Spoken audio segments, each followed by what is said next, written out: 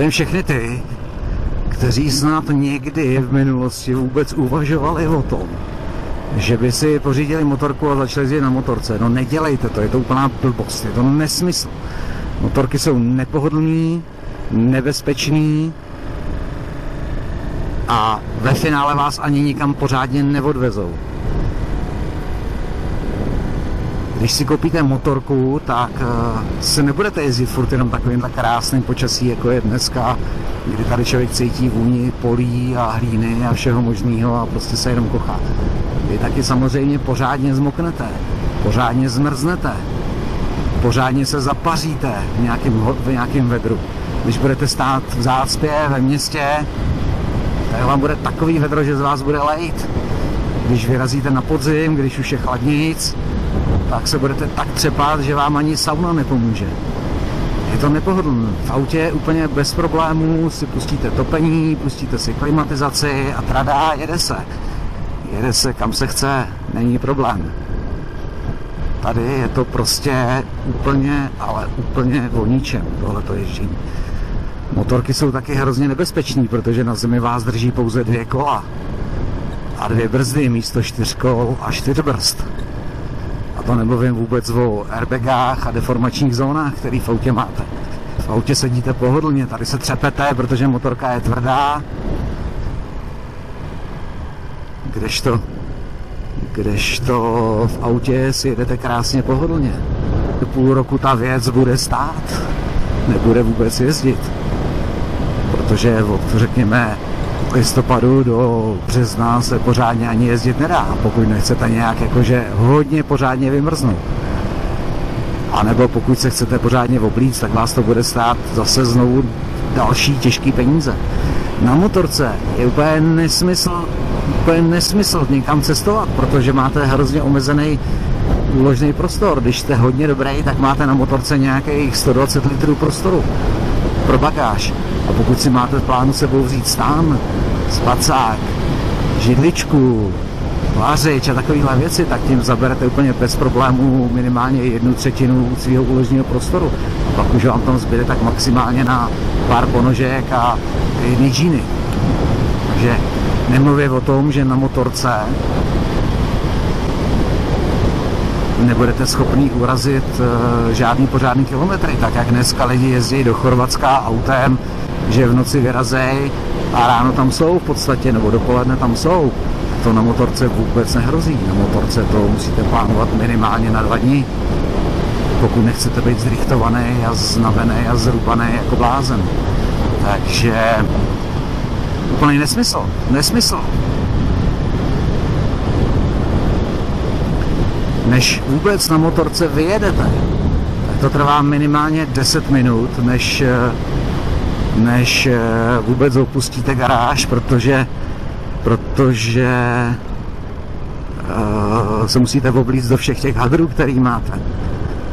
Musíte nastartovat motorku, aspoň minutku ji nechat běžet, aby se zahřála. Tím nemluvím o tom, že člověk, když bydlí někde v nějaký bytovce nebo ve městě, tak má tu motorku někde v garáži, takže do té garáže musí jít. Neustále se člověk třepe o to, že mu ji někdo ukradne. Když se někam jede na motorce, tak taky není úplně dobrý tu motorku někde nechávat dlouho stát, protože nikdy nevíte, 4 chlapy tu motorku popadnou, mrsknou jí na přívěsný vozík a nazdar. Máte po stroji. Takže není to pohodlný, vůbec nezačínejte jezdit. Nemá to smysl.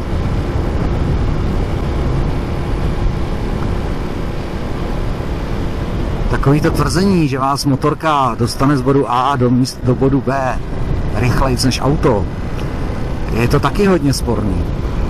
Protože na motorce člověk musí jezdit podstatně opatrnějc než autem. A pokud ta silnice není přímá rovná,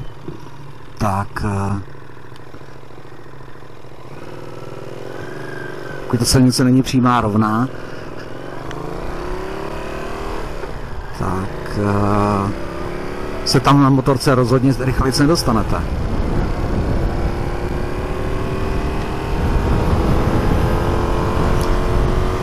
Nějaká stará hondice.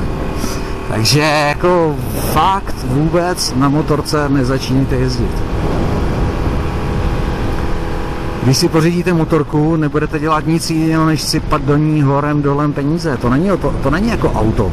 Když si koupíte auto, byť i vojetý, tak do ní dáte nějakou prvotní investici a to auto vám potom, pokud je nějaký slušný a není to nějaká ukrutná paštika, tak vám určitě minimálně 15 000 kiláků vydrží, o 10 000 km vydrží do příští změny voleje a tím to hasne. Tady musíte měnit volej každý rok, musíte neustále kontrolovat technický stav toho stroje, protože vás na silnici drží pouze 2 kola, nikoliv 4.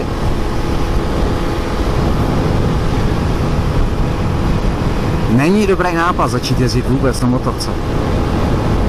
Vyberte si nějaký jiný koníček. Kupte si nějaký auto, který je víkendový. Jedinou výhodu, kterou motorky možná můžou mít, je to, že ve městě se člověk prokličkuje rychlejc, ale to je asi tak všecko.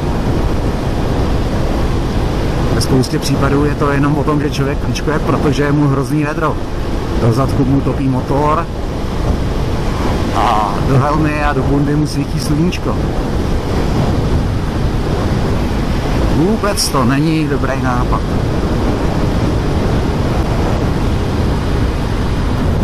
Náhradní díly na motorku. Násobně dražší, než jsou náhradní díly na auto. Olej stojí 2x tolik. 2 pneumatiky na motorku stojí v podstatě tolik jako 4 gumy na auto. Sjedou se mnohem dřív, než se sjedou gumy na autě. Když jedete někam na nějakou cestu, na nějaký vejlet, tak je velmi slušná šance, že zmoknete, budete mokrý jak hnůj a nebudete to mít kde usušit. Budete smrdět jak stará Blažková, nebudu říkat jak stará co, a nebude kde to usušit. Člověk bude furt takový mírně přivlhlej a nebude kde to usušit, pokud nevysvětne sluníčko. Hrozně nepohodlný, všechno hrozně nepohodlný.